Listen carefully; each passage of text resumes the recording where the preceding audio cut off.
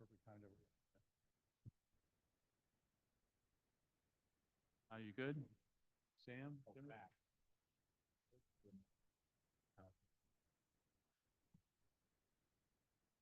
Good evening, everyone.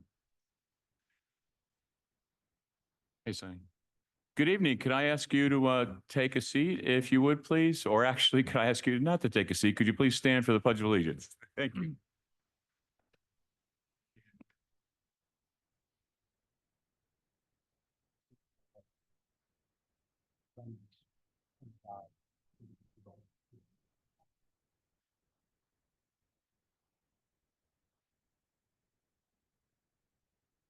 Thanks very, very much for coming out on this snowy evening, and Happy New Year to everyone. Hope it's a great year for you and your families and loved ones.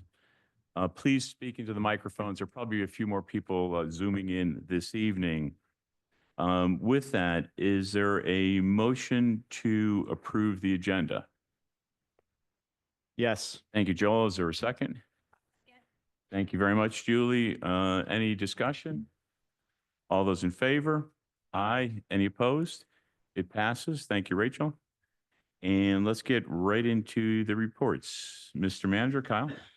Just a thank you to everyone who's out working today and looking forward to the new year. Anything, Mr. Rongus from the Solicitor's Office? Thank you. Good evening. Just real quick, there are some new limits that went into effect with the new year regarding bidding limits. They've gone up. Anything over $12,800 doesn't, anything below that does not require a bid. Anything over that but less than 23,800 only requires 3 phone bids. And then anything over $23,800 and above requires the normal bidding process. We'll make sure that Kyle and staff get that information, but just for council's edification. Terrific. Thank you very much. Yep. Chief Holsworth. Hi, good evening. So I did submit an electronic report for December's activity. I don't have anything special to add, but if you have any questions, I'm happy to answer anything for you. Council? 2 comments, Chief. One was the average was 32 calls every single day of the year.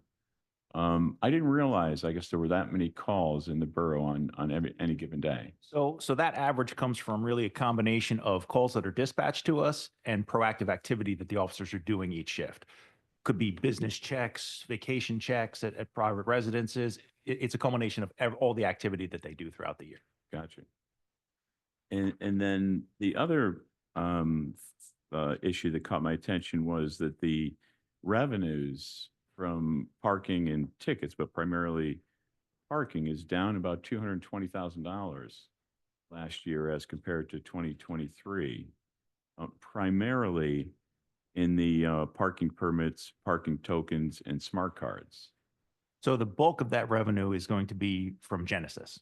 So we're probably, Kyle, you can speak on this if my number's inaccurate, probably 175,000 shy from where there was. I think Kyle's in the middle of working with that. The other is really an uptick in people that are abiding by the parking system. If you notice, our app usage has gone up, so people are actually abiding by the payment, as we would hope, much more than in previous years. So it's obviously had a pretty drastic impact on the fines that are issued. Their folks are doing what they're supposed to be. Exactly what we would like them to do. Yeah. Thank you very much, Chief. Thank you. Any comments or questions from the public for the chief? And Chief McCarthy is not here this evening. I don't see a representative of the fire department. They did submit a report for review in case anyone's interested. And the 2 committees that met in December, community relations and communications. Ellie, any comments? That was when I was right after I was sick at work. Maybe one. Were you there? I was. Yep. And brief comment, Juan, if you might take the mic. Sorry to put you on the spot. Thank you. COLA had a reorganization meeting, so Catherine Snyder became president of COLA, and then Lindsay Sweet became vice president, while Jorge became president emeritus, and then somebody So Natalie Santiago from Square Root Collective became secretary for COLA, and that was it was just reorganization for the meeting. Thank you very Thank much. you. Appreciate it. And staff support and development. Sam, anything to share? So we did meet in December to finalize Kyle's review, which we then asked council to complete by December 30th. We are now in the review process of that. Thank you very much. And Mr. Mayor. Thanks. I actually have a couple of things for council and the residents tonight.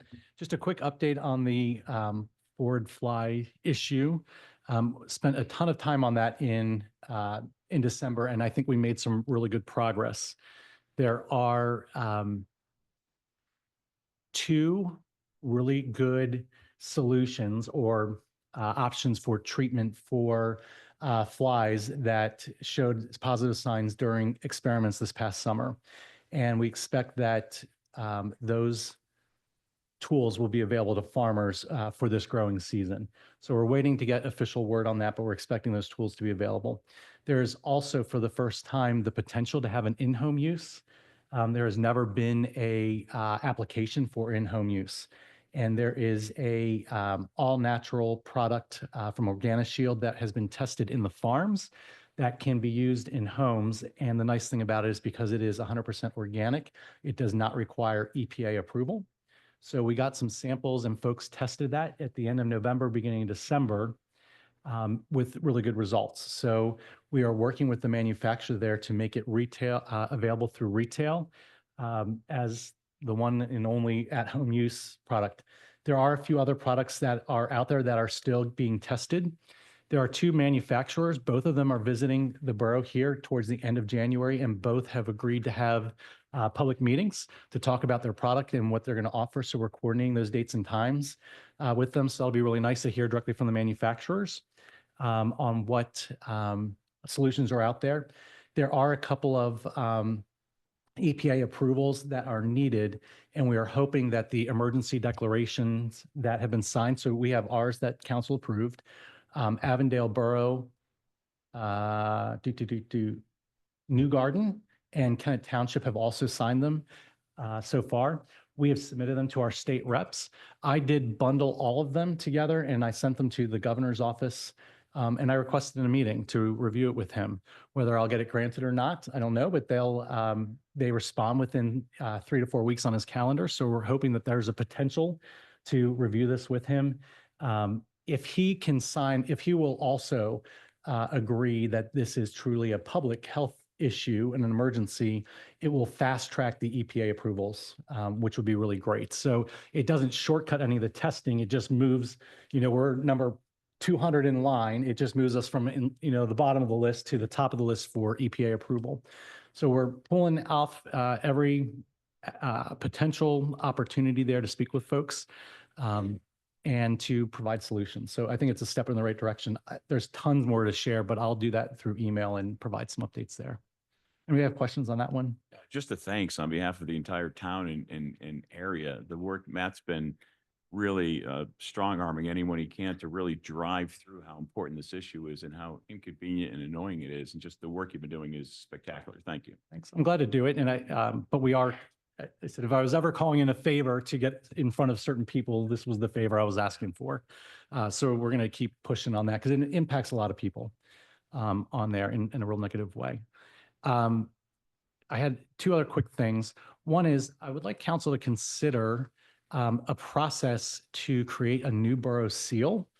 The borough seal that we currently have, if you don't know, has the old building on Marshall Street, which doesn't really seem to necessarily represent us, especially now that it's going to be a private business.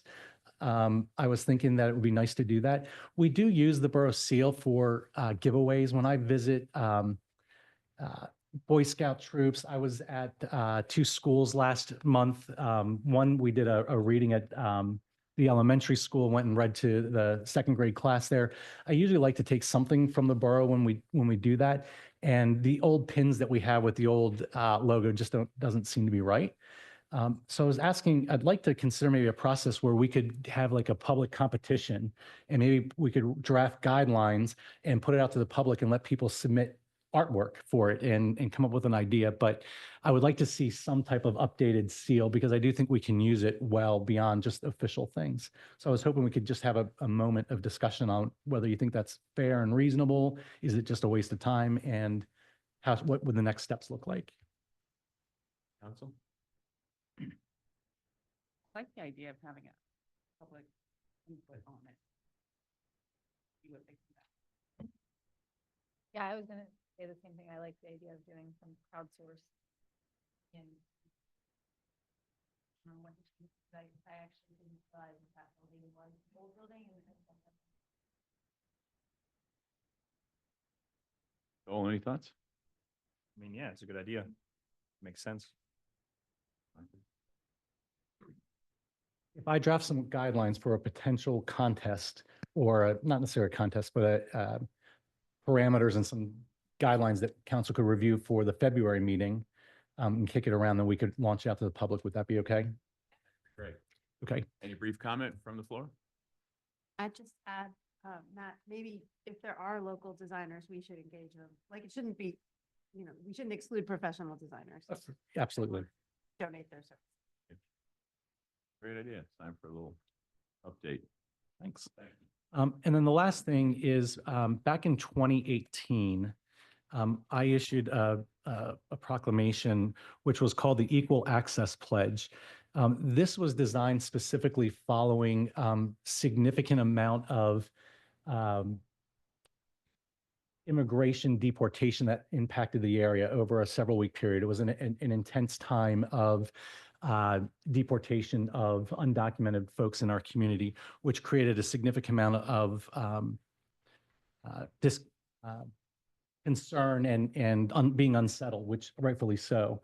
And there was really concern from residents that came forward to us and said, hey, there are members of our community who are undocumented, but who will not necessarily report crimes to the police department or come in and talk about their water bill or concerns because they're afraid that if they access the government, that they would then be caught up in that problem. So at the time, I issued a proclamation that in summary basically says that everybody, regardless of their status, is encouraged to engage with the borough. So for example, that everyone is entitled to access the government services, including emergency services, police, fire, and EMS, to report crimes, domestic abuse, housing violations, ordinance violations, including discrimination and public nuisances, to access government services such as water, sewer, and trash, and to attend and participate in borough meetings. When I did this, we signed it, and we also, of course, we did it in English and Spanish, and we hand-delivered them to a significant amount of residents. We walked into multiple apartment complexes, and we took it out to many people. Of course, there is now a new concern about the security for folks who are undocumented, and there was a request from members of ACOLA that we would reaffirm that this is still our position. So before signing off on it, I wanted to have council have the opportunity to have input on that. Do you have any concerns about that being reaffirmed? Do you want to rework it? Anything that you have comment on? Because I think it's an important message to send to the community, and it would be nice to have it as a unified message. I think it's the right thing to do is to send folks that live here the message that they're still part of town. Legal issues to the side, that's something they're going to have to work through with their attorney or their counsel. But if they need help from our community, that we should be giving them that help. They shouldn't feel frightened to go report a crime or an issue they have. I think it's a beautiful thing that you're leading. Thank you. Council? I wholeheartedly agree with. I also think everything that we're noting are basic human rights, regardless of their immigration status.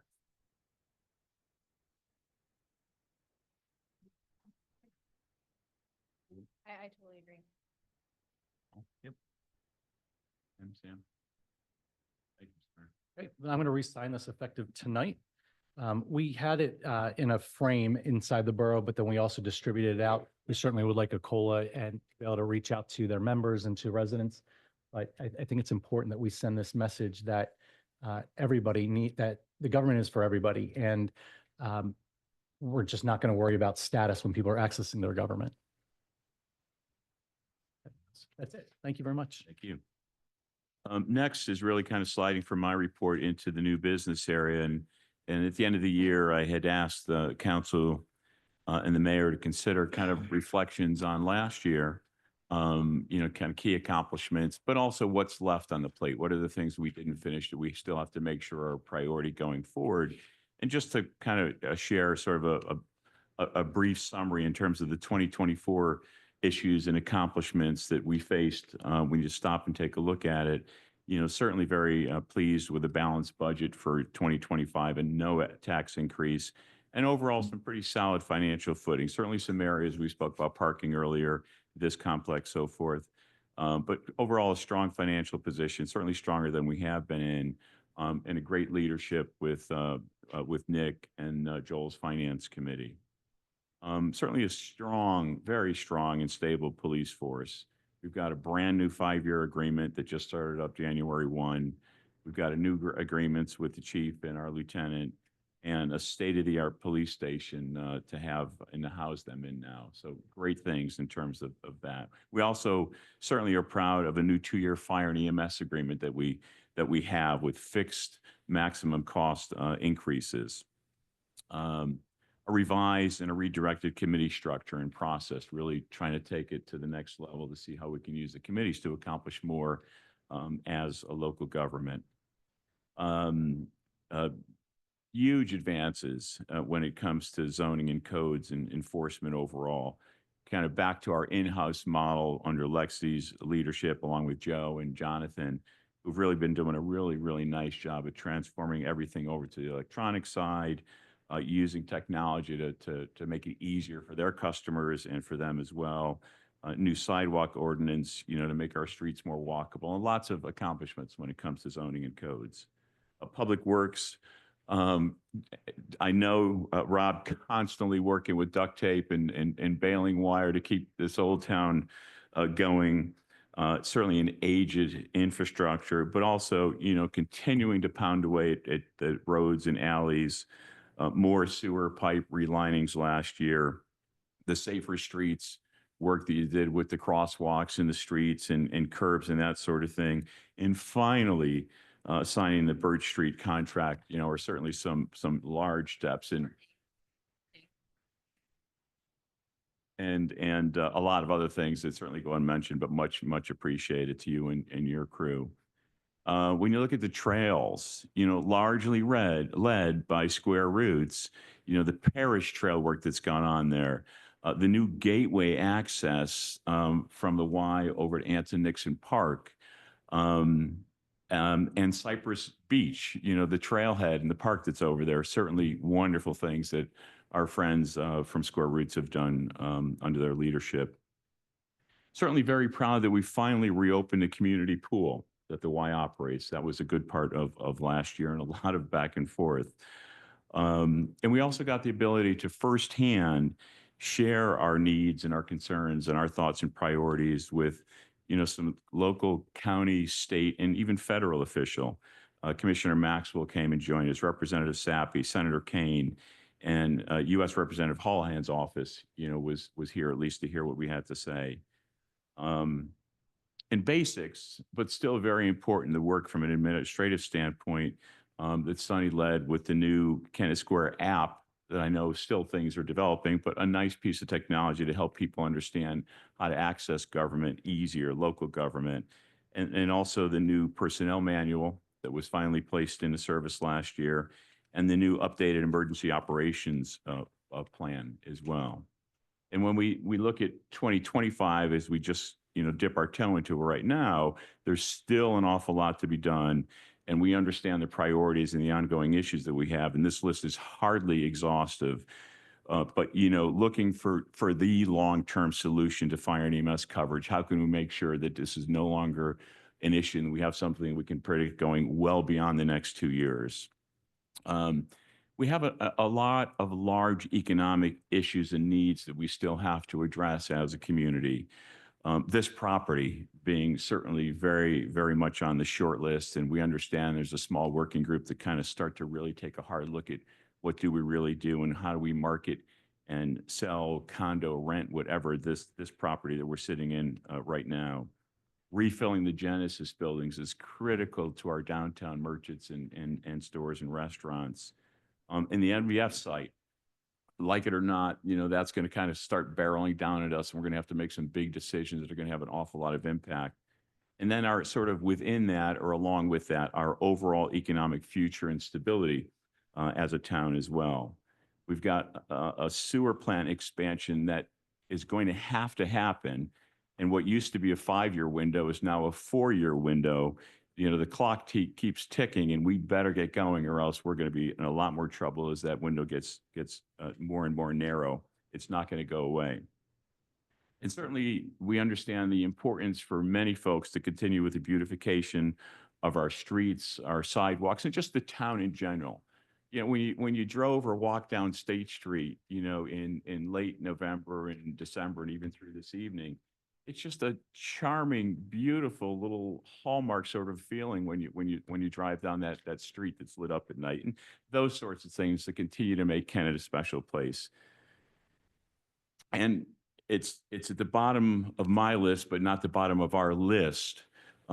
It's our incredible success, the pretty, welcoming town that we have and that many folks before us have created. It's exciting, it's welcoming, but it's also getting incredibly expensive. And especially to the folks that are most vulnerable, that really are not able to afford to, never mind buy a house, but rent an apartment to live in with their family to try to stay in the schools.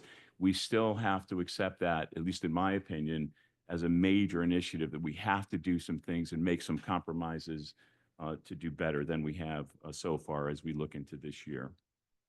That's my 2 cents for what it's worth. I'd certainly welcome Mayor or Council if you have any comments you'd like to add or share as well. I've spoken enough.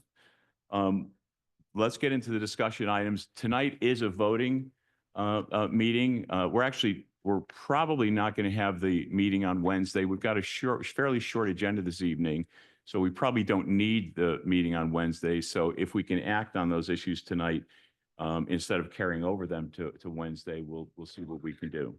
So with that, the first item is item 12A, which is the 2025 appointments of Borough Secretary, Treasurer, and Open Records Officers. Kyle? Sure. Thank you. This is something that we do every year. For Borough Secretary, it would be continuing with Rachel Berkowitz. Borough Treasurer, continuing with Nick Pacino. Open Records Officer, continuing with Rachel Berkowitz. And Open Records Officer for the Police Department, Chief Holdsworth. Is there a motion to pass this item? I'll move past this. Is there a second? Council discussion. Public discussion. All those in favor? Aye. Any opposed? It passes unanimously. Thanks very much to Rachel, Nick, and Bill. Next item is the resolution considering the 2025 professional service fees. Kyle? Skip. Oh, I did skip one. I'm sorry. The emergency service providers. Kyle? Sure. This is another annual item. This tracks what was done last year, recognizing Longwood Fire Company, as well as Kennett Fire Company and Pomar Lynn as our first responders. Is there a motion to approve the appointment of service providers for the borough? I will approve it. Thank you very much. Is there a second? Yes. Thanks, Ellie. Council discussion? Public comment? All those in favor? Aye. Any opposed? It's unanimous. And now the professional service fees resolution. Sure. And just to clarify that the police also provide, that was also included in the last one. We're happy to continue doing that. Thank you very much, Chief. Sorry, Chief. For professional service fees, these are pretty closely aligned with where they were last year with some small cost of living increases. We do propose pulling out, Rachel, do you remember which we were going to? Oh, you took it out. Okay.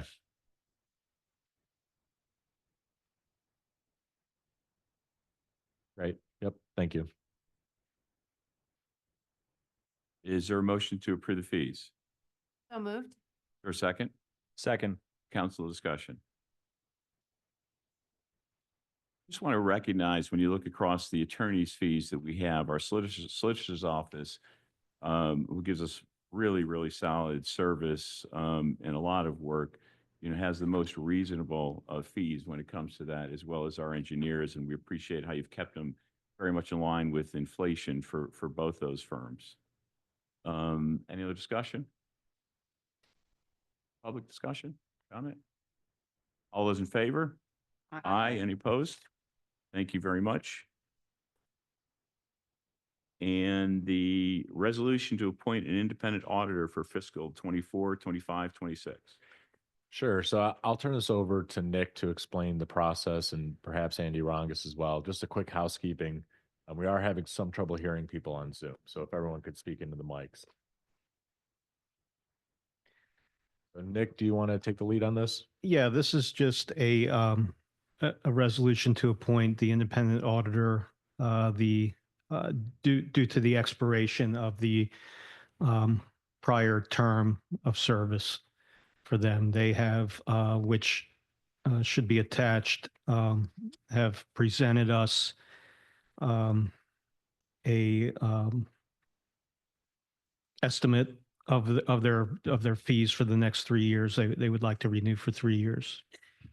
And I recommend re-signing them to their service for a couple reasons, but mainly familiarity with our operations. They've been very professional in their services, very timely, very responsive to our questions as a staff. Thanks, Nick. Is there a motion to approve the appointment of the auditor? I move to approve the appointment of the auditor. Thank you. Is there a second? I second. Thank you very much. Council discussion? Just to note that their fee increases for 25 and 26 are 2.8 and 3%. The single audit in 24, Nick, was for the federal grant that we received. Yeah, we're expecting to have additional services for this upcoming year based on the 2024 year. In 2024, we spent over $750,000 in federal funding for our various projects, and that triggers a special audit, which is called a single audit, that they will have to take under, as well as the regular financial audit. Thank you. Mm-hmm. Any other council discussion? Public comment? All those in favor? Aye. Any opposed? Next is a little bit more fun. Dr. Amanda Lake has offered to be on the board for the Kennett Library. We have an opening from the borough. Brenda Marcombs, who used to be a council person as well as president of council, I believe, has been on the board and her term has expired. So we were looking for a new person, and Dr. Lake had stepped up. Amanda's got quite a CV, undergrad at Westchester, master's at Immaculata, and a doctor of strategic leadership from Regent in Virginia Beach. Very involved in the community at different ways, different times, in helping folks out. We're certainly thrilled to have your application. Would you like to come up and say a word or two? Thank you very much for your nomination, and good evening. And just wanted to say, I am so thrilled when I walk by the library, and just wanted to publicly thank Dr. Mocombs and the board for all the work that they did getting to the place where we are. When I have family and friends that come visit, I always say, let's just stop by the library and see it. And without fail, everyone says, let's just stay a little bit. And we find a chair and find a place. And so it really makes me proud to be a member of Kennett Square, that we have this treasure in the community. But I'm a former public school educator, and I think because of that, what makes me the most proud is all the programming that happens with the community, filling the needs for literacy, also the STEM lab, and just all the partnerships and collaborations with other nonprofit organizations in the community. It fills so many needs, but it also is just a great benefit, like all the extra things that kids and adults and our community members can get through it. So I want to thank Rachel too for matchmaking me with this volunteer opportunity. It's a great fit. I hadn't even thought of it. And when you mentioned it, I was just so excited. And so just want to thank council for the recommendation and the nomination. And I'm happy and thrilled to dedicate my time and talents to serving on the board. Thank you very much. Yeah. Any questions or comments for Dr. Lake? That your time is great. Thank you. Is there a motion to approve Amanda Lake as our new board member for the Kennett Library? So moved. Thank you. Is there a second? Thank you, Sam. All those in favor? Aye. Any opposed? Thanks again.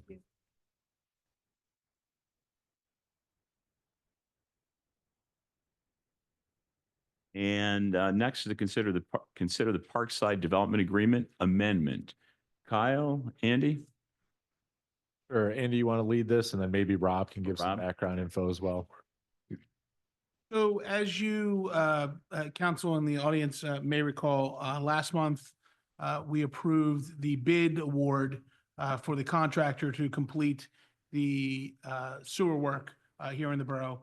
And as part of that, council had approved preliminarily the approval of work that was going to be done for the Parkside sewer agreement to increase the size of the pipe, as well as some other improvements in the borough that the Parkside development is going to need in Kennett Township to be able to use our services for sewer. The reason that that was done, was approved preliminarily, is because the borough was able to get a better price for the cost of the completion of that work. However, the flip side of that is that the borough needed the money up front for those costs to be paid, as opposed to had the contractor waited, they could have waited until the project was completely approved by Kennett Township. So we are now at the point where Parkside has agreed to those costs, and we are ready to approve the agreement for the work to begin. Is that right, Rob? Did I get everything there?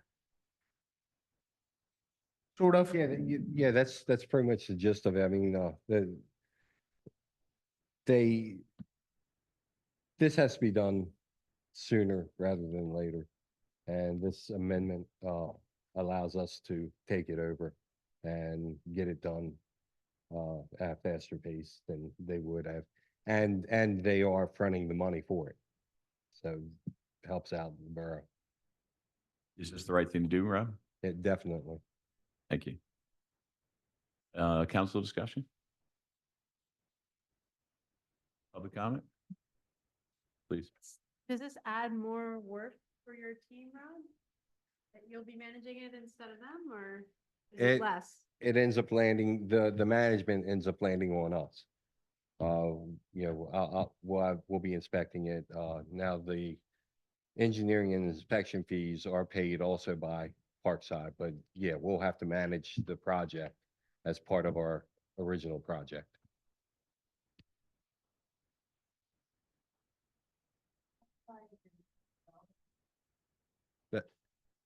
It's a development, yeah, Parkside Development is development on North Walnut in, exactly. Sorry, I'm sorry to interrupt. Could you just use the microphone so people at home can hear you? Thank you.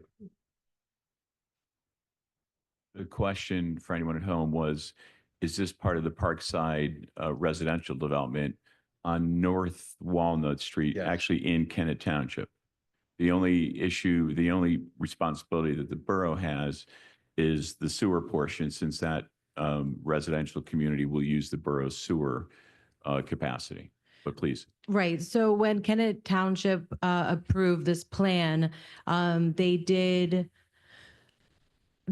publicly state that this is part of their strategies to develop around Kennett Borough, Kennett Square.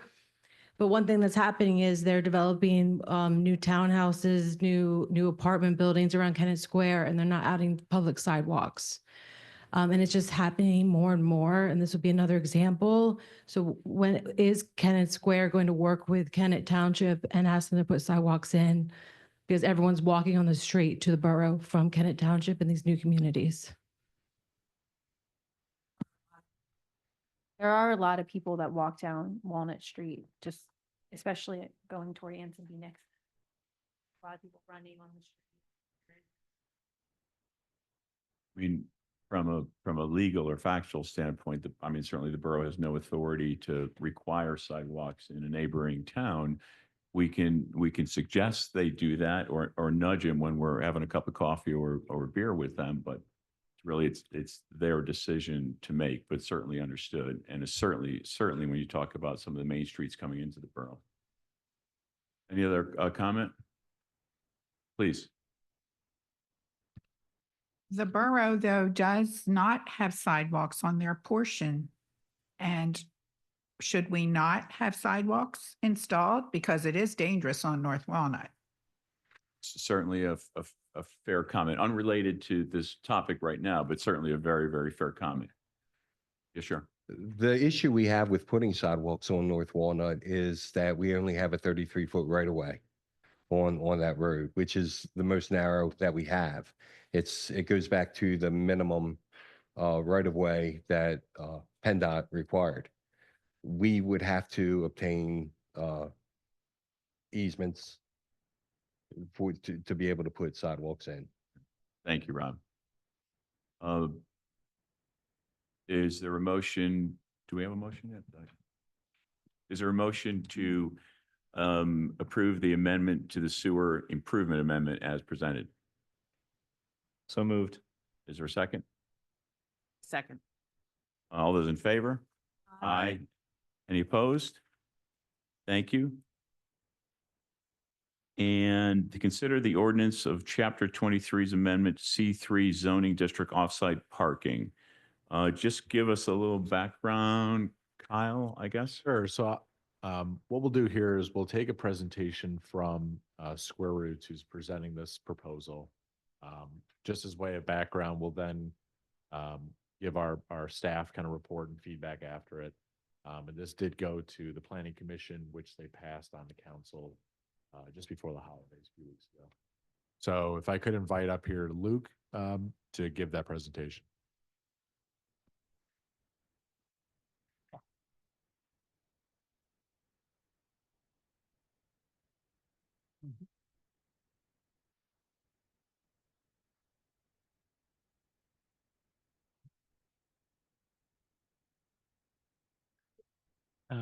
Thank you, Kyle, and thank you, council. Tonight, I'm here to talk about the proposed parking ordinance amendments and really just to give some of the background as to our plans at Square Roots on Birch Street that have caused us to encounter some obstacles to really bringing some of our vacant and underutilized buildings into a vibrant kind of contribution to the town.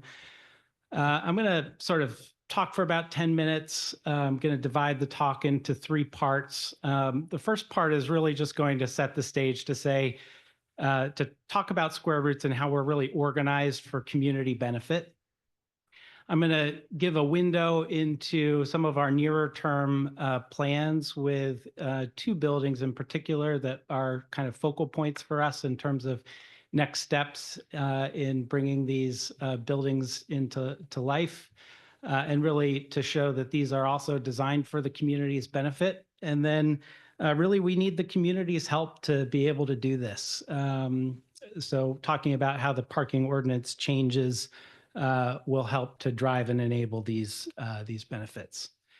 So what we're going to ask for at the end after giving some of this context is to change the parking ordinance to enable adaptive reuse of vacant and underutilized buildings on Birch Street, and really by way of giving the ability to use nearby lots to satisfy parking requirements. What I'm not asking for is relief from those required parking spaces that we would have to deliver in connection with bringing these buildings back into use. So Square Roots, we're really organized for community benefit. This is a picture of how we're organized. We have some for-profit hospitality and real estate businesses. The hospitality businesses are ones that you know. It's the Creamery and Artello, which we opened this August. The real estate includes a number of buildings on Birch Street, both commercial and residential, some off of Birch Street as well, but really everything that we own on Birch Street is part of what we're talking about here. Both of these are owned by a nonprofit called Square Roots Community Initiative. And that nonprofit, its sole mission is to make Kennett thrive, essentially. So it funds a number of nonprofit community benefit initiatives. Just to spell it out more clearly, 100% of the profits from the Creamery, from Artello, from the real estate that we own on Birch Street flows up to Square Roots Community Initiative, which is a nonprofit, and it funds these community organizations and improvements. What types of improvements are we talking about? These are the organizations that in our approximately 3-year history, we have made donations to. These are entities that you know, the Kennett Borough is among them.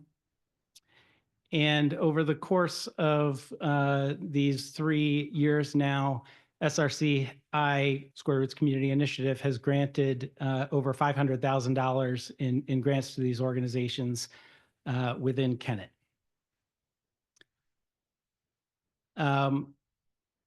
Square Roots Community Initiative is part of a constellation of affiliated entities that have done a number of different things within the borough over the last year or so.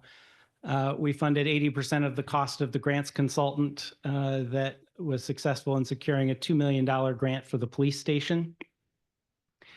We also worked with that same grants consultant to secure $2 million in grant funding for the Birch Street streetscape, to which we're also contributing $250,000 for the beautification elements. We paved, and thanks for recognizing that, Bob, about $500,000 worth of trails within the borough over this past year. You will have seen that throughout Anson B. Nixon, in front of the Y to Cypress Beach, and then around to the Y pool. So really just creating great uninterrupted access to be able to walk and bike within our community. And then contributed $800,000 to create Cypress Beach, really a park that creates water access down by the Y and the fire company. So I don't communicate this to pat ourselves on the back so much as just to indicate the kind of community benefits that we intend to generate from the model that I showed to you, and from the kind of future development work that we're talking about enabling through these parking changes. We don't really think of Square Roots Community Initiative as creating goods that are principally financial in nature. That is certainly a part of what we're doing, but also the businesses themselves are intended to create community goods, community benefits.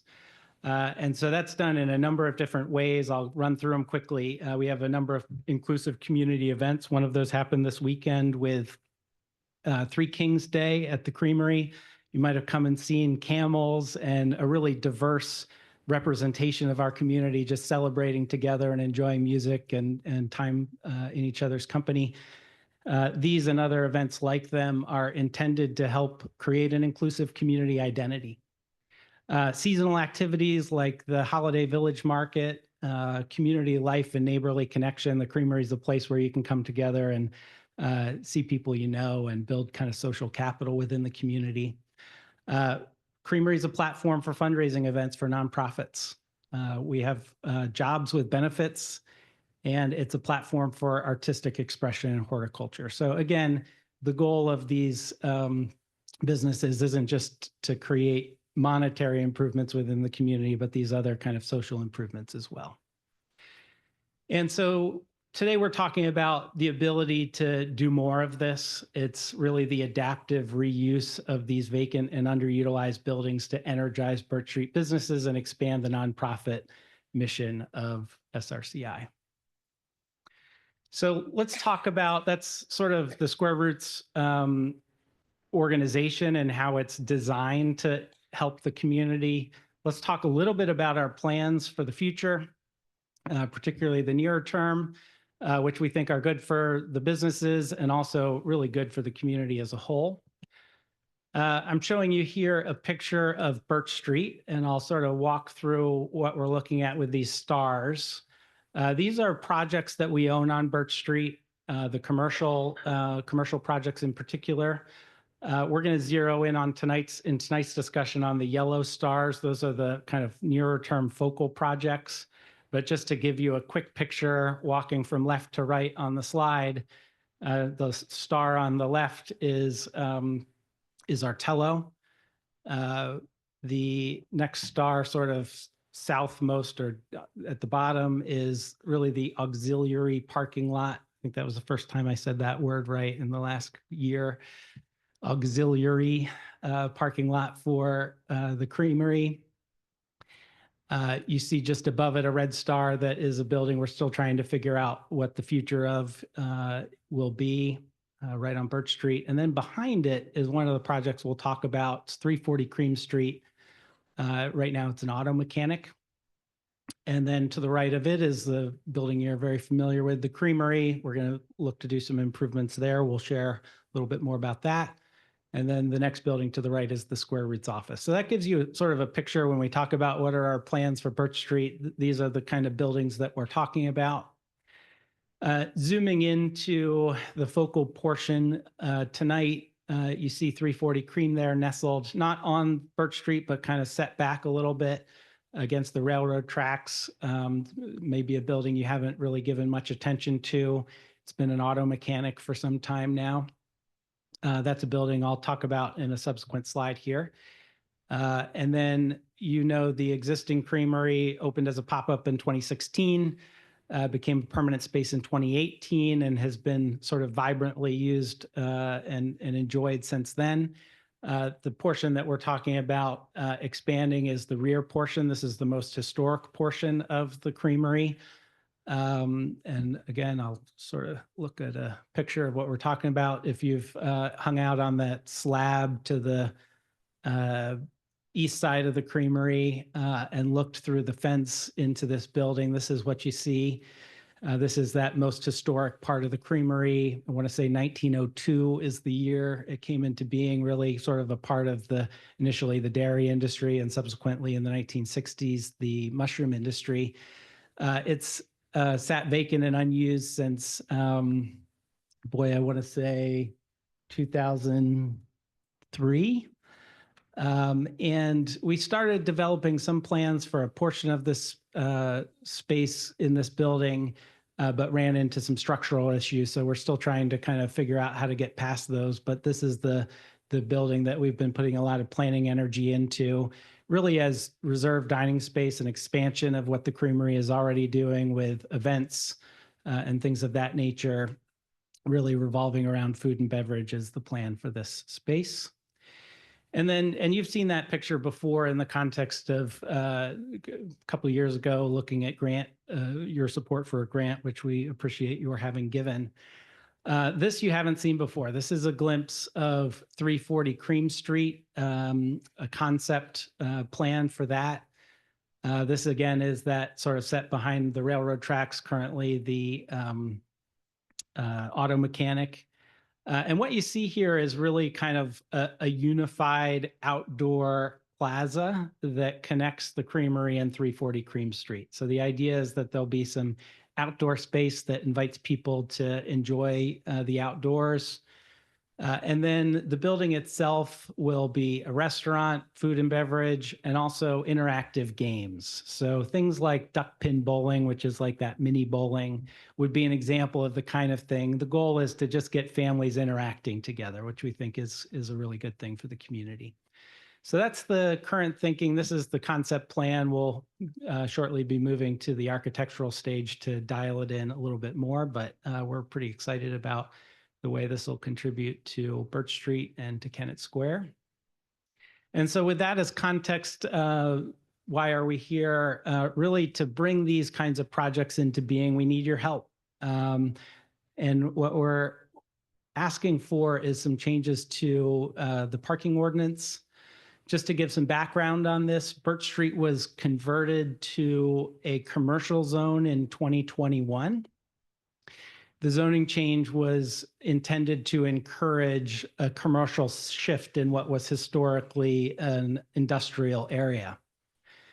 The change also inadvertently, we believe, created obstacles to adaptive reuse of vacant and underutilized buildings. And so what we're asking for today, and I'll drill into this more specifically, is narrow zoning amendments that are intended to reduce these obstacles and which will really enable Square Roots to continue its adaptive reuse projects, which are intended to strengthen the kind of community benefits that we talked about.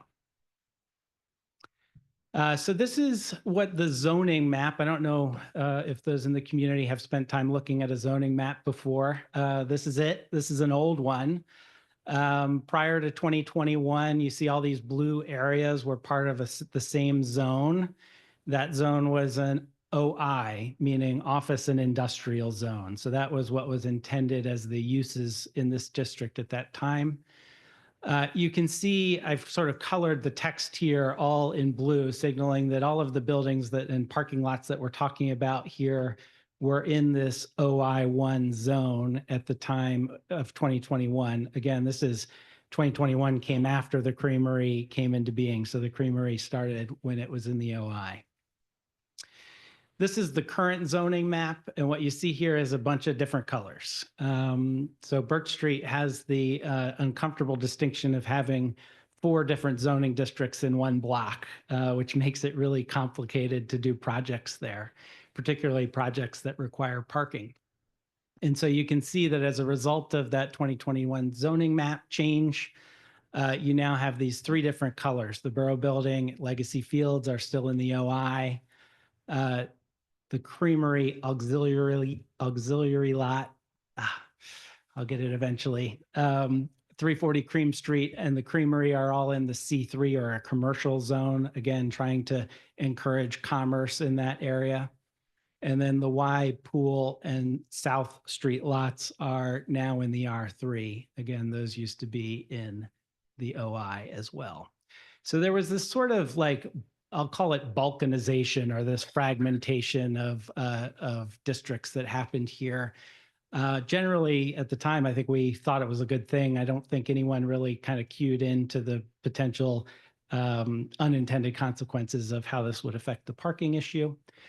So really, the ordinance amendments that we're looking for are to encourage and allow off-site and shared parking within this area that was generally kind of the original OI1 district. So part of that is the ability to park off-site within the C3. So in every other parking district within or zoning district within commercial district within the borough, you can satisfy parking requirements off of your property. So in other words, when the creamery existed, we bought that additional building across the street to be able to service parking for the creamery. When the zoning changed, we aren't able to do that. And I think that that was probably an oversight just in terms of dotting I's and crossing T's when that new zone was created. There's another section where that needed to be kind of added and it wasn't. We're also asking for the ability to park in nearby lots that are office, public recreation centers, and public uses. So what that allows is the ability for the creamery to be able to park if we were able to reach an agreement, for example, with Legacy Fields. That's an example of a public recreation center that we would have the ability to satisfy our parking requirements through that lot. And then lastly, to allow different users to use the same parking areas at different times. So for example, Legacy Fields is, they do stuff during the day. They don't have lights. Creamery does stuff at night. Rather than, well, basically, this would allow them to recognize that the lot is used at different times for different purposes. So anyway, that's the request, and maybe I'll open it to questions and or hand it back to Kyle. Sure. So just from a staff and committee perspective, again, we did take this to the Planning Commission. Planning Commission, at least one member is here. You could speak to it if you want, but essentially passed it along to council. Staff recommends going ahead with this. We actually went back and asked some members of our Planning Commission who have been on for some time, you know, was this intentionally a carve out, right? Because maybe there's a policy there. No one recalled that. So it seems like it was just maybe an oversight of some kind. Also, the Square Roots team has actually done drone kind of footage to see where people are actually parking, which is another consideration. Does this match what people's behavior is, and are there issues coming out of that? It seems that people are using these ancillary lots to park today, so it shouldn't be a change in the existing condition. And then third, you know, as Luke mentioned, this is not us signing off to lease space or signing off on other areas to give up parking. This is to allow them to go out and make those agreements to hit our parking requirements. Doug, can I put you on the spot from the Planning Commission standpoint? Go right ahead, President Norris. No, actually, Kyle summarized that extremely well as to what the discussion was at the Planning Commission, that this was really an inadvertent, complicated matter, and that by allowing this to happen, one, it does support Square Roots in their effort, but it does give them a way to more formally create agreements with those other entities and public uses to control the parking that already exists. So I think Kyle really hit on that well. Was there any downside that the Planning Commission saw? The downside is always the same that it has been, is it's another request for parking relief or an exception to the parking policy. And this particular issue is not going to fix that. So that's really the downside, is that parking continues to be an issue that either we need to come out with new broad sweeping regulations or just get rid of them at all. Andy, there is a process. The county is involved in this. Can you describe what the process is and what we would be doing tonight? Sure. So tonight you would not be formally approving any changes to the parking ordinance. You would just be giving your kind of, yes, let's move forward with the process. And the process is that if council approves it tonight, then it would be forwarded to the County Planning Commission, who would then review it and give their recommendations. And then it would then come back with their position on it for council to then make a formal decision as to whether or not they want to amend the ordinance process, which would then require notification, publication, and a public meeting to discuss those changes and get public input on them. So we're not approving it tonight. I would just point out that if anyone has concerns or issues about it or is on the fence, that perhaps moving it forward to the Planning Commission to get their input on it may, in the future, give you some, may quell some of those fears or alleviate some of those issues that you may have now. So that's all. Thank you very much. With that, council discussion, please. A question that maybe Luke and maybe Kyle will need to speak to. So, just thinking through what the potential downsides are, you're proposing allowing different users to use the same parking areas. So maybe first, Luke, you could speak to how are you going to manage that? Like, what is your vision for how you avoid scheduling conflicts where there's a game at Legacy Fields and you own an event and now we have cars everywhere and they nowhere for them to go. And also from, this adds some regulatory burden on the borough staff to, like, how do we know they're in compliance with whatever our agreement is on shared use? So maybe Luke first and then Kyle. Yeah, I think two issues. One is we have to come up with agreements with entities that satisfy the quantity of parking that we have to deliver. The second is that we have to demonstrate that the times of use are different. The mechanism by which we would demonstrate that is via the kind of drone footage that Kyle mentioned that shows the times of use are truly different. So I was And- thinking like, it's not like there's gonna be a sandwich board that says, you're not allowed to park here now, or you are. You're gonna try to accommodate whatever people will do. Yeah, so we've engaged a firm, Traffic Planning and Design TPD, as sort of our firm to help us kind of provide the technical evidence that we can, that we're truly operating at different times. And then staff would be responsible for reviewing and affirming that.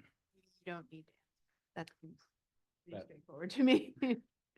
Is there any undue burden on the other locations that you would be coordinating with? So like you mentioned, lighting, which doesn't exist in Legacy Field, would we then be requiring them to?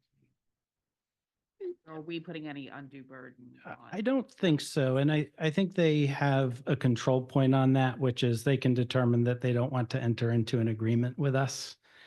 I would say I obtained a letter here from the school district asking them to share their views on the viability of using the parking lot for other than their own purposes. I'll just read an excerpt from Mark Tracy, the school district CFO. He says, I'm writing to confirm that KCSD welcomes the use of the parking lot at Legacy Fields by members or visitors to the community during times when it is not in use for school-related purposes. The ability for the community to use this lot reflects our shared commitment to creating a welcoming and functional space for the broader community. Other council discussion? Right. I just want to point out two things, or maybe three things. One is the redevelopment of Birch Street. It has had an incredible impact on the borough. That was a blighted area that sat vacant for a very, very long time, and nobody else had a vision for it. It certainly was not going to go back on the rolls as an industrial use building. And so when you look at the parking restrictions and things that are there, I think we have a solid obligation to continue to look at alternatives and ways that we can make things work. And by holding a public hearing to amend the ordinance where the public gets to come and have an input is the least that we can extend, right? Is to have that out there and to do that. I wanted to point out two things that also that I don't think Luke pointed out, because some members of the community may not know this.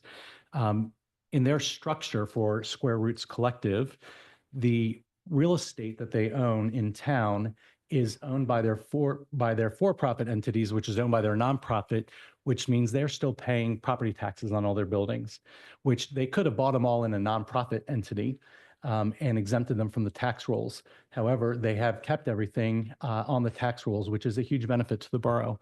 And I think that just continues to show beyond their significant donations that they could have used that structure to not pay borough taxes and to not be contributories there. And they're probably the largest financial donor to entities in the borough. And that doesn't mean that they get special exceptions, but when the request is, can we follow the process and have a public hearing and have our day, our public hearing, have our day in court so that we can do that, I think we should do the best that we can to extend those opportunities to them. Thanks. Other council comment? Yeah, just as somebody who lives close to Square Root or the Creamery, I wouldn't say that as any time I've driven by or walked by, Legacy Field was ever really like problematic. And I'm like probably one of the closest houses to the Creamery, honestly. And I hear the Creamery all the time. I'm probably somebody that could be griping about it, and I don't. And so I've never had an issue, even on the market days, like in people parking in front of my house. Like there's never been a problem, at least from my perspective, with parking. So I am in full support of this zoning change. Other council or mayor comment? I just wanted to make the comment that, like even your presentation demonstrates that changing these rules is very tricky.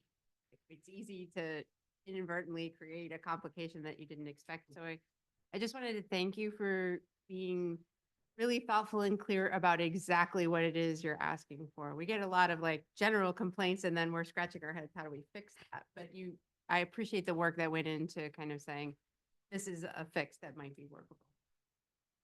Thank you. Luke, who was the author of the December 10th memo that's used as background for this? The December 10th. The Oh, memorandum. the legal Yeah. suggestions. We worked with Vince Pompo from Lamb McElrain to help craft sort of narrow but effective zoning changes. And then those were reviewed by Lexi and Mike Karate. Thank you. I mean, I just want to reiterate, it sounds like this was sort of a missed change that probably should have happened when the zoning was changed. I think, Doug, you were on council at that time and that was, okay. That's not where I was going. It was towards the end, I think, of when Rusty was here and the town's objective was, hey, let's make sure we have some control over a lot of these properties, especially the NVF. And that's kind of how it seemed to pass. And it was not that it was rushed through, but it was pretty quick to make sure that it was caught, is my impression or my memory. I think that in changes like this, if you're focusing on one particular focus or priority, the tendency to miss some others happens. Sure. And I think that's exactly what happened. Just from the layout that you gave, it seemed like you, the initial fix to, or C3 included your terminal way overflow space, not realizing how much more you were going to develop and how much more parking you need. Like, I don't think it was a complete oversight, but not realizing how much more. Public comment, please. I just have one question, and it's probably a borough question. That was excellent. I must thank you. Do the Birch Street residents have permit parking? I just have a feeling for the residents. They do, No, I don't think so, right? but I know. Say they don't. They have an alley. Or a parking lot or driveway. But sometimes they may have more cars. I just with all the activity there and when I drive by there, when there's a lot going on between Braylock and the Creamery, parking seems to be, that I observe, crazy. So, and people try to park there so they don't have to walk very far. That's my only concern. I'm not a resident there. I live at 220 North Broad Street, which I should have said, but I just thought it'd be nice to give them permits if they need them. Thank you. That idea. Give them so that way they always have a spot. One thing we had talked about when the design was going on with Birch Street is if you look at where the bump outs are placed, they're placed because one of the issues we had was the people blocking driveways. So the bump outs were put in strategically to not allow anybody to park in front of driveways. There will be parking in the front of the houses, but the original conversation was that it would be residential parking in front of the houses. But everybody else you're saying does, only one house doesn't have a driveway or some. There's only one house on Birch Street that doesn't have off-street parking. Ellie? I was just gonna suggest that as it doesn't affect the ordinance change, but as you're working through, all of these changes, that we just pay close attention to both South Broad and Birch Street to make sure the residents. Sure. Comment.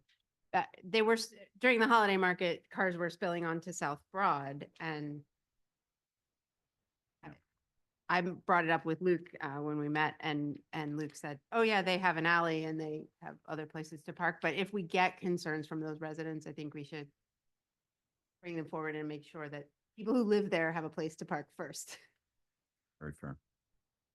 Any other public comment? Todd Oplinger, 251 North Broad Street. Great presentation. The only thing I heard there towards the end was that you'd work with the school on Legacy Fields. It almost sounded like they've already committed to not having lights there and night events. And I just wonder, is that what they've done or what they plan on doing? And that's my only question. I mean, it sounds like you're saying, hey, you guys will never be able to have sporting events in the evening. Thank you. It's my understanding that something like that would be entirely up to the school district as the owner of Legacy Fields. Like, they're not going to enter into an agreement with Square Roots if that's still a possibility, or they'll leave the agreement or leave an out if they do decide to do that. That's entirely up to the school district. And I have a feeling most schools are booking evening games to happen. At this point. Well, yeah, in the weekdays mostly, not like a Saturday night or a Sunday night, which is when they probably would be using it. So I do think that there is a good balance that the Creamery has with the Legacy people. And I've never seen it really be a problem in that corner.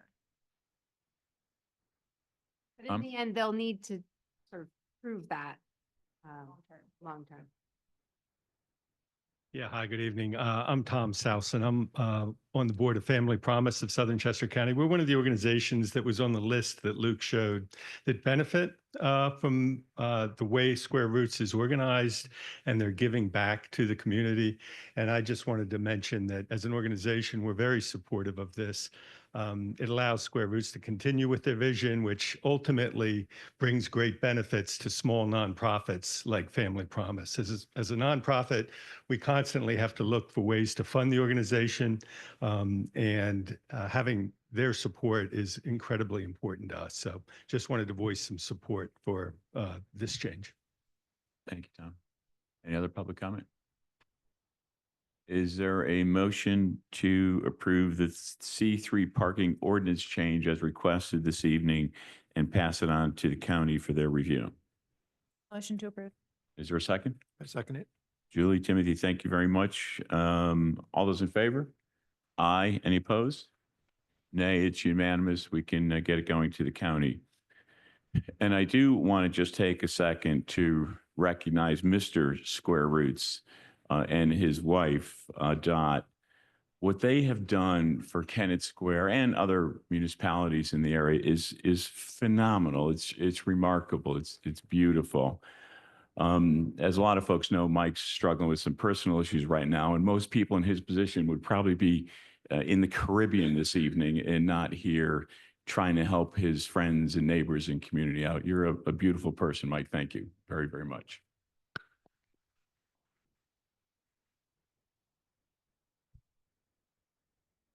Next item is the 25 calendar from the council. We just had to change one date. I think it was July. So our schedule now calls for first Monday, Wednesday evenings meetings, except for July, August, and December. Rachel, is that right?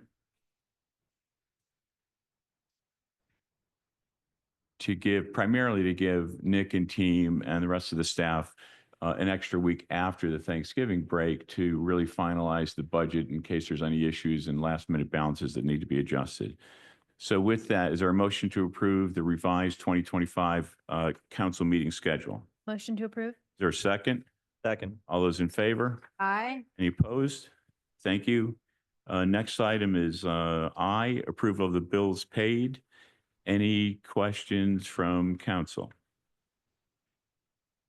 Joel, you've had a chance to review these, I believe, as well. I have had a chance, yes. Recommend we approve them. Correct. Would you like to make that motion? I shall make said motion. in the amount of $1,282,000, $1,282,399.57 for the period November 22nd through December 30th. There's a motion. Is there a second? I'll second. Thank you. All those in favor? Aye. Any opposed?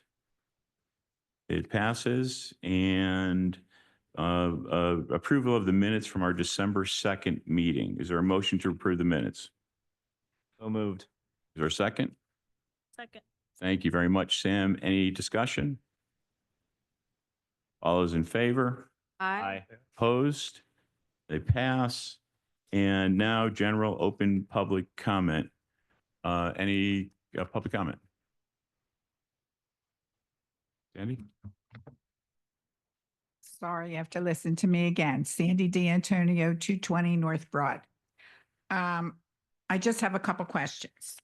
One, the speed bump near the new apartments. I have heard lots of complaints from neighbors. Does it need to be, I agree there's speeding there and it's nice to have a speed bump, but does it need to be that drastic? Probably the first time you've heard this, Rob?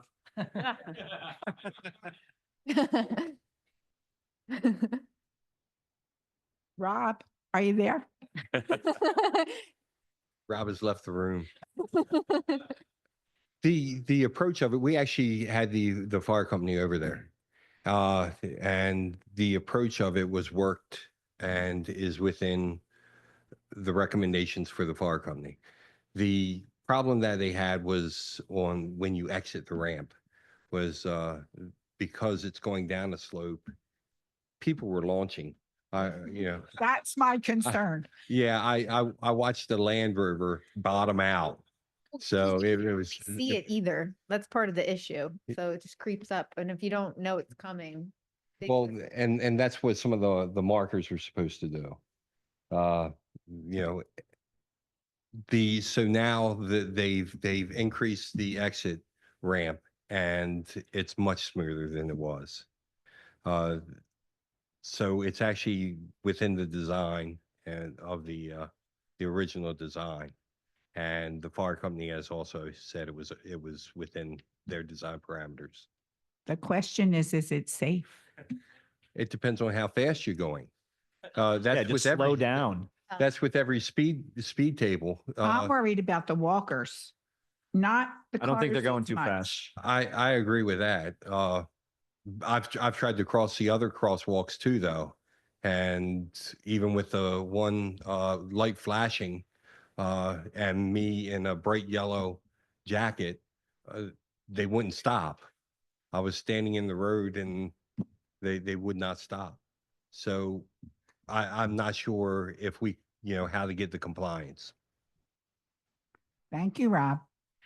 Okay, then I just have a couple other little things. Okay, sidewalk, snow removal. Who is responsible in the Genesis walkway for the side near Genesis? I went in town from North Broad, and Curry's had a nice little path, and it looked like nobody had done the Genesis side. I don't know who's responsible. I know you have a certain amount of time, but that's a little dangerous there. You have, the regulation, correct me, Joe, is you have 6 hours or the first daylight after 6 hours after a storm is done, which I think is tomorrow morning. So that's when sidewalks have to be done. At that point, then it's our codes enforcement department whose job it is to get around and make sure that the sidewalks are cleared. And I'm sure the police comment if need be as well. I agree. I just think that part's dangerous. The brick gets slippery. Anyway, and it had stopped snowing, but then it started again. So, Yeah. and then my last thing is we do not have a student council representative. And I know Juan was interested in staying on. I haven't discussed that with him lately. But my question is, he is eligible as a college student. And is it possible to reconsider if he's interested to put him on junior council? We've spoken, I've spoken to the school, the high school. I mean, I think certainly a college person could do it. I think it's more intended to be a slightly younger person, high school age person, is what typically most programs are. We've asked the high school, they said they're interested. I haven't seen any names come to us. We'll certainly remind them to let them know that if there is any, we'd like to reengage on that program. And if not, we're certainly happy to speak to Juan again. I just think Juan is excellent. He's very involved in the community and he has good input, and we're fortunate that he's still attending council meetings. He'll probably be sitting up here one day soon, I'm sure. But thank you for your time. Sure. Any other public comments? Please.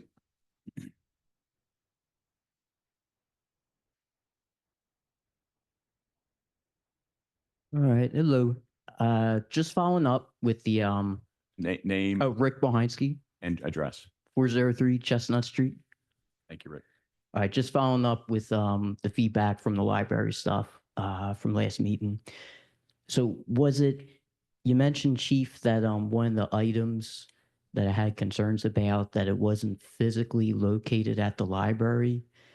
Was that a reason why it wasn't a concern, because it wasn't physically located at the library? That's what I was interested in. Like, did that have anything to do with? So can you explain to me which one you were concerned about? I'm not sure. You had a few. Yeah, there was Californication. That was the one that you mentioned. So the library stated that they don't have that physically on premises.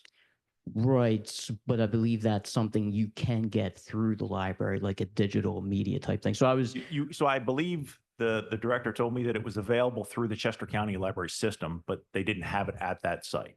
right, but you can still get it through the Kennett Library, because the library did give me feedback, and they did, they didn't say anything in there that you can't get this material through them. My understanding is that digital material. So I guess what my question is is it not that particular item, was that not an issue because it wasn't physically located at the library? Because if it was physically located at the library, would that have made a difference? No, it would not have. Okay. I just wanted to clarify that. Okay. All right. So, and Bob, you brought up a point too. You mentioned about maybe we have different definitions of, like, I'm using the word, pornography to describe this stuff, because I believe it is. So, and I go by the Webster's dictionary version of it, what they say pornography is. So I'm just curious because, I'm assuming, Chief, you read the description of this Californication content, and I consider that pornography. So I'm just curious what your guys' definition of pornography is. So I guess I'm not going to muddy the waters here. I don't think I share the same belief that you do, but I think this is a library issue and it's not a borough issue or a police issue, because there was no crime that we could undermine or determine, has taken place. So I think you need to have your conversations really with the library board, the library director. And I know you've gone back and forth with him several times. Right. Yeah. So my point here, though, is that you guys are, my immediate representation, right? And I'm paying money, to the borough, and the borough does fund the library. So, and this is, I believe pornography is, we shouldn't have that in a public area, especially when I'm, paying for it. So I'm just trying to understand your guys' perspective of why you don't see this as an issue. Like, is it just simply you do see it as an issue, but legally you don't feel like you can do anything about it? I'm just trying to understand where you guys are coming from, because I'm just not sure. Personally, we agree or disagree with your definition or anyone's is more of a personal issue and question for each person here. If they want to answer it or not, it's up to them. The borough has no authority whatsoever over what the library has on its shelves unless it breaks a law of some sort. The chief has determined that it does not. The library had a tax referendum 2 years ago that asked the citizens if they would like to support it with a mandatory 0.2% tax. The majority of folks that voted said yes. The library gets the funds from the borough because it's, pardon me, our legal responsibility to do that based on the law that was passed by the referendum. So that's where the borough is. Okay. So it's all legal based, like what you believe does not have any effect in the decision whether you would take action, reach out to the library or not. It's all basically what the law says. I'm not, we know, excuse me, one second. Okay, well, the conversation's over then. Okay. Thank All you. right. Thank you, sir. Thank Yep. you, Chief. Any other public comment? But one thing I do want to throw a thanks out to Rob and his team. I think they did an incredible job with the storm last night, working with the mayor. We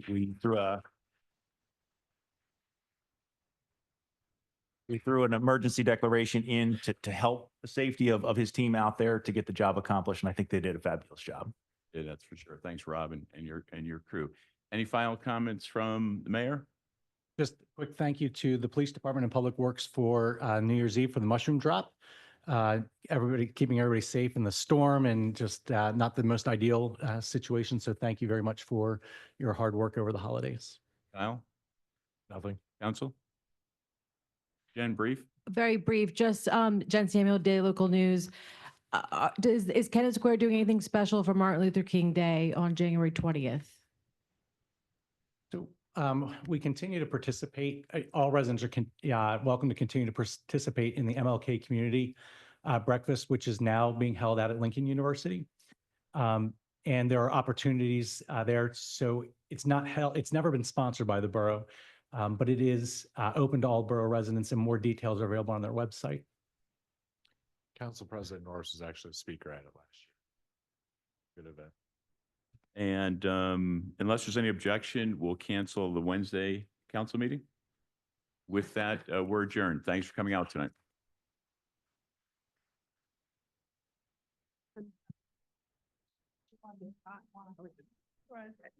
Was it going?